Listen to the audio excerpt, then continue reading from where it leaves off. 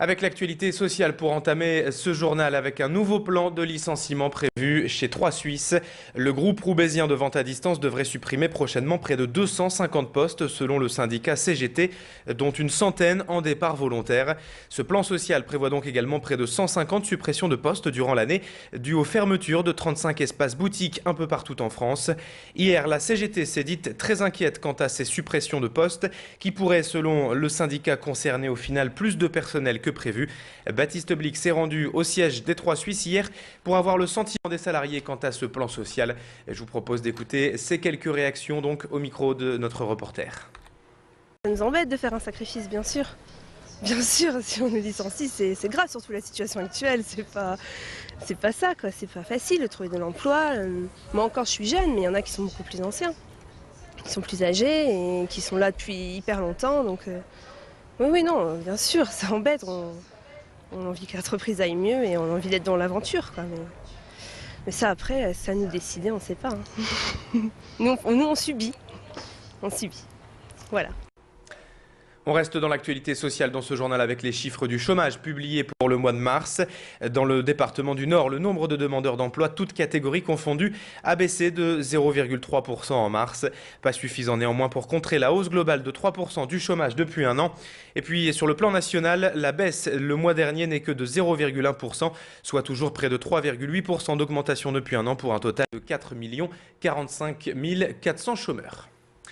Enfin, en bref, la décision est attendue aujourd'hui au tribunal de commerce de Roubaix-Tourcoing concernant le peignage du mortier. L'entreprise qui avait déposé le bilan à l'automne 2009 a apporté visiblement des garanties mardi lors d'une audition au tribunal et pourrait donc bénéficier aujourd'hui d'un plan de continuation d'activité.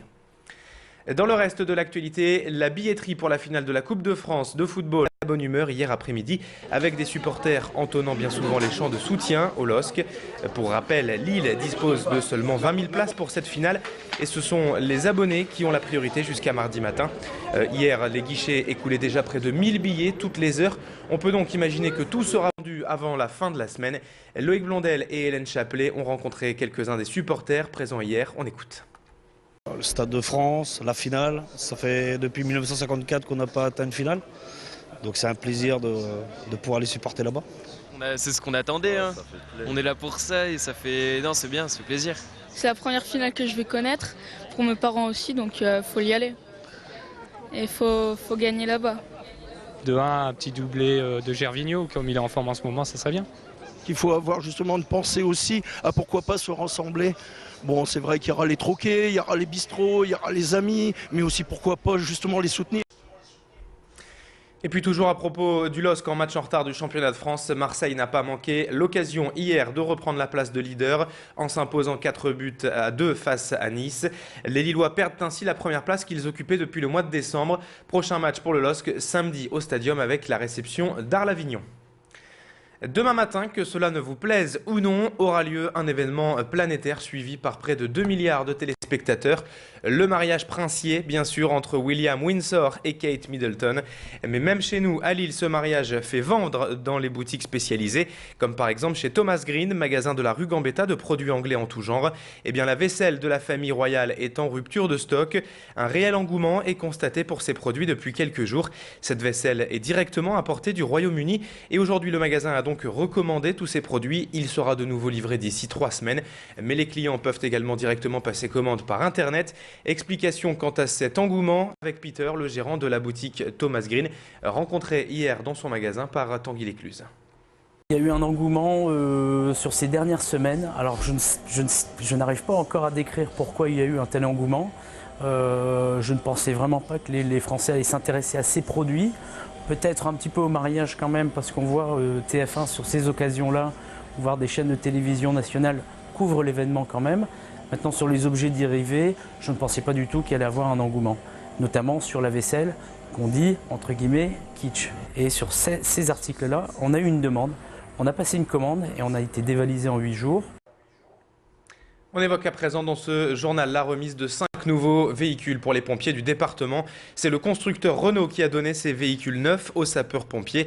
Il s'agit en fait de voitures qui serviront notamment à des exercices de désincarcération, souvent nécessaires lors d'accidents de la route. Les 5 véhicules vont être répartis dans le département. Jusqu'à maintenant, les pompiers sont traînés en fait sur des épaves, mais cela était bien trop coûteux en dépollution notamment.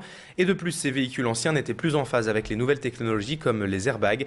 Tanguy Lécluse était présent hier pour cette remise. Il a rencontré le directeur du SDIS Nord, Philippe Van Berselaar. Je vous propose de l'écouter. Ça va permettre d'accélérer le rythme de formation puisque à terme nous aurons 5 véhicules prééquipés et l'ensemble du personnel pourra tourner plus souvent sur ce type de matériel. Et ce qui ne nous empêchera pas de faire aussi des désincarcérations réelles en découpant vraiment des voitures, donc ce sera un mixte. On termine cette édition en évoquant la 6e édition de la journée plantation de LMH, Lille Métropole Habitat.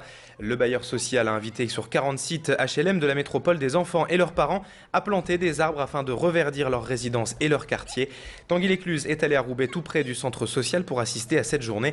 Ici, les enfants ont planté des vivaces et des annuets devant l'immeuble de leur quartier avec un objectif avoué, les sensibiliser à l'environnement et prendre soin de leur habitat. Explication complémentaire avec Nicolas Richard, le directeur de l'agence Gobelin pour LMH, au micro de notre reporter. L'objectif, c'est de sensibiliser l'enfant, le locataire, le résident sur son cadre de vie, sur le fait qu'avec des petits gestes écologiques tous les jours, on peut agrémenter considérablement son quotidien. Et donc ça permet également de créer du lien entre le bailleur et le locataire et d'échanger sur différents points et de profiter des premiers jours de beau temps. Il est 7h07 sur Grand Lille TV. Bon appétit si vous prenez votre petit déjeuner. Bon courage si vous partez travailler.